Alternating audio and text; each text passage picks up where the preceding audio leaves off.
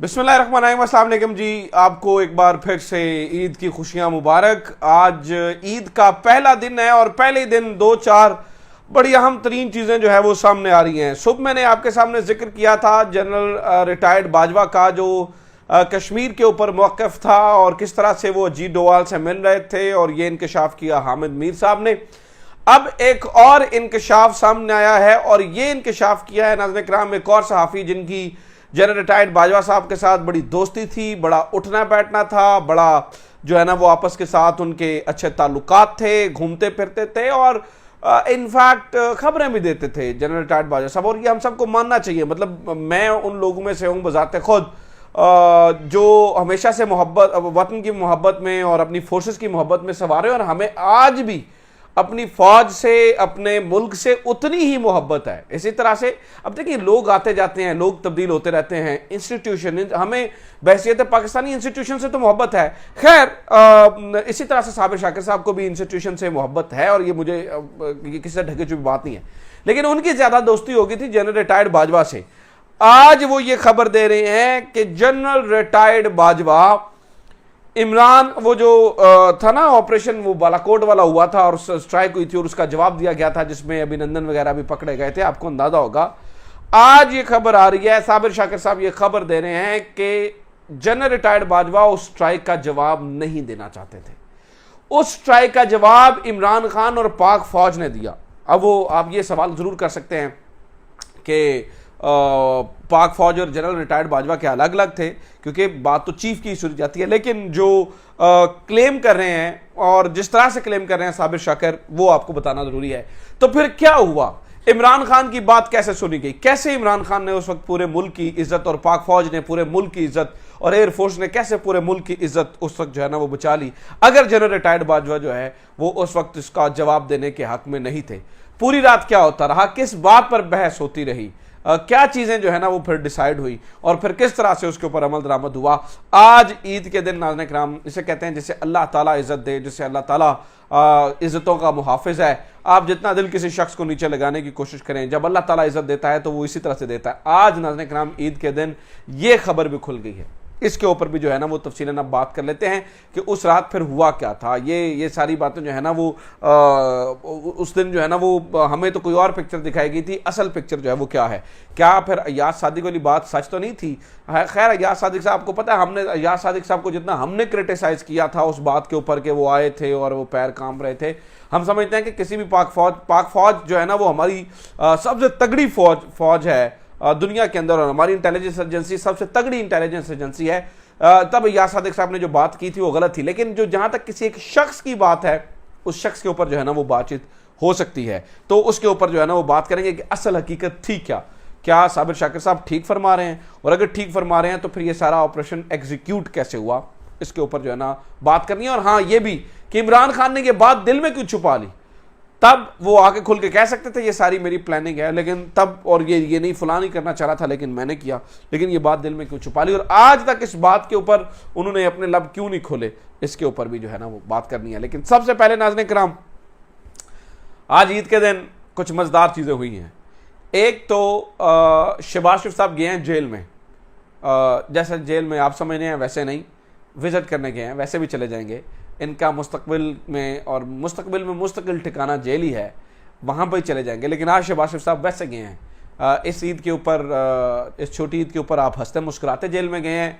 मुझे उम्मीद है जिस तरह के इनके काम है, अगली छोटी ईद के अंदर, छोटी ईद तक जो है ना ये हंसते मुस्कुराते नहीं जेल जाएंगे। जेल जरूर जाएंगे लेकिन हंसते मुस्कुराते नहीं जाएंगे, और हो सकता है बहू जी को साथ लेके जाएंगे, या हो सकता है ये और बहू जी, शहबाज शरीफ साहब और बहू जी इकट्ठे लंदन में किसी सर्द हवाओं का, ठंडी हवाओं का, खूबसूरत मौसम का जो है ना वो मजा ले रहे हो। खैर इन्होंने जेल में जाकर वैसे तो जो नॉर्मल रूटीन होती है वो ये बातें की, लेकिन एक बात सबसे इंपॉर्टेंट की, एक बात सबसे अहम की। वो बात इन्होंने क्या की, इन्होंने कहा कि जनाब हम सबको मिलकर अब चलना होगा अगर मुल्क को हम जो है ना वो निकालना चाहते हैं। इस बात का आप मतलब समझिए। मैं ऑलरेडी आपको बता रहा हूँ नाज़रीन किराम, डिवीजन हो चुकी है, एक डिवीजन सामने आ चुकी है। एक डिवीजन हो चुकी है। शहबाज शरीफ साहब और उनके वज़रा ये चाहते हैं इमरान खान से मुज़ाकरात किए जाएं, इसलिए वो कह रहे हैं कि हम सबको मिलकर मुल्क को यहाँ से जो है ना वो निकालना होगा। जबकि दूसरा ग्रुप है नवाज शरीफ ग्रुप। नवाज शरीफ ग्रुप क्या चाहता है? नवाज शरीफ ग्रुप ये चाहता है कि कोई मुज़ाकरात ना हो, कोई कुछ भी ना हो, किसी तरीके की चीज़ें ना हो, और हम जैसे चला रहे हैं वैसे ही चलता रहे। इमरान खान को नुक्कड़ लगा के रखें, इमरान खान को दबा के रखें, अवाम खिलाफ होती है तो हो जाए।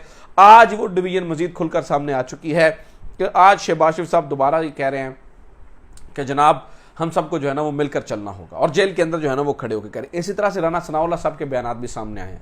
राना सनाउल्लाह साहब ये फरमा रहे हैं, और इन्हें मैंने ये फरमाते हुए सुना कि 14 मई को इलेक्शंस जो है ना वो बिल्कुल ना होते हुए नजर नहीं आ रहे, और अगर हुए भी तो उन्हें कोई तस्लीम नहीं करेगा। यानी कि आज से ही अपनी शिकस्त को इन्होंने तस्लीम कर लिया। वैसे ये बात तो मैं आपको बता दूं नाज़रीन किराम, अब मुझे भी 14 मई के इलेक्शंस नहीं नजर आ रहे हैं।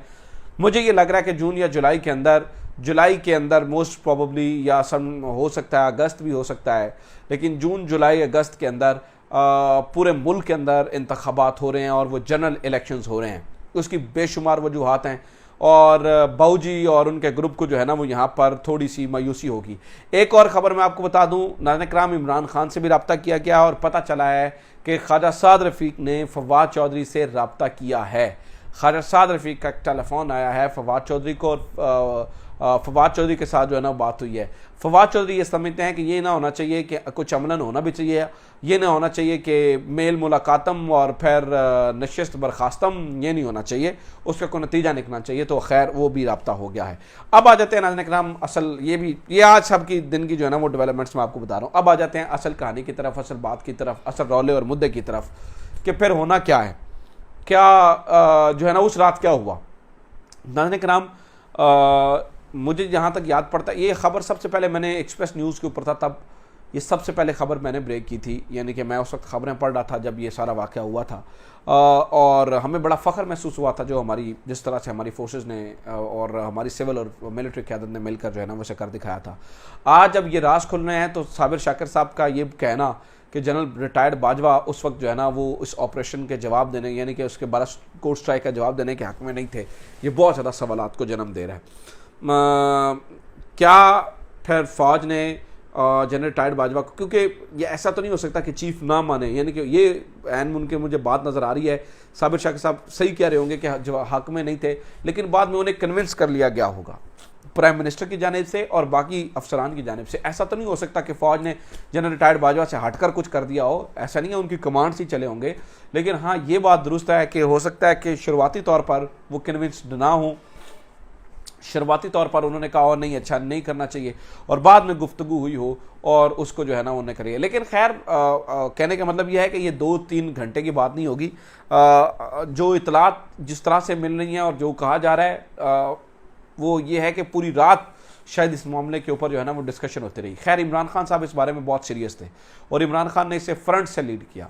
लेकिन सवाल ये पैदा होता है कि अगर इमरान खान ने इसे फ्रंट से लीड किया और पूरी कौम की इज्जत बचा ली, और या सादिक साहब तब ये कहते थे कि जनरल बाजवा आए और तब तो वो उनके माथे पे पसीना था, पैर कांप रहे थे, टांगें कांप रही थी। हालांकि मुझे ये लगता है कि या सादिक साहब ने बिल्कुल गलत कहा होगा, तभी हमने इसको जो है ना वो बिल्कुल अपोज किया था। लेकिन ये बात यहाँ से ये समझ आ रही है कि जो सारी बात जो कोर्ट हो रही है, पता ये चल रहा है कि इमरान खान ने शायद ज़्यादा हिम्मत दिखाई होगी, और इमरान खान ने ज़्यादा हिम्मत दिखाकर इसको जो है ना वो फ्रंट से लीड किया और कहा कि आप you must go for it. इज़्ज़त के ऊपर जो है ना वो कोई कीमत, इज़्ज़त की कोई कीमत नहीं होती, और इज़्ज़त के ऊपर हम कोई सवाल नहीं आने देंगे। और इमरान खान और पाक फ़ौज ने और सब ने मिलकर, एयरफोर्स ने मिलकर फिर इसको जो है ना वो मुंह तोड़ जवाब दिया। फिर सवाल यह है कि इमरान खान ने अगर फ्रंट से लीड किया तो आज फिर वो खामोश क्यों है? उसकी वजह यह है कि नाज़रीन किराम इमरान खान ने आज तक कोई एक ऐसी बात नहीं की जिससे हमारी कौमी सलामती के ऊपर, जिससे हमारे इदारों के ऊपर कोई भी एक सवाल आ सके। इसलिए अब तो ये बातें खुल रही हैं तो खुलती चली जाएंगी। लेकिन इससे पहले इसराइल वाले मामले पे, भारत के मामले पे जनरल रिटायर्ड बाजवा ने जो कुछ कहा, इमरान खान ने उसके ऊपर बात नहीं की। हाँ सियासी मामलात में ज़रूर कहा है कि उसने फला किया, लेकिन इसके ऊपर कोई एतराज़ नहीं किया।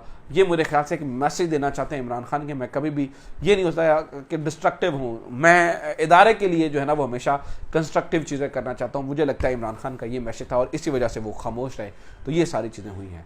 लेकिन इमरान खान ने और पाक फ़ौज ने तब मिलकर मुल्क की इज़्ज़त बचा ली थी। अपना ख्याल रखिए, खुदा हाफ़िज़। पाकिस्तान जिंदाबाद।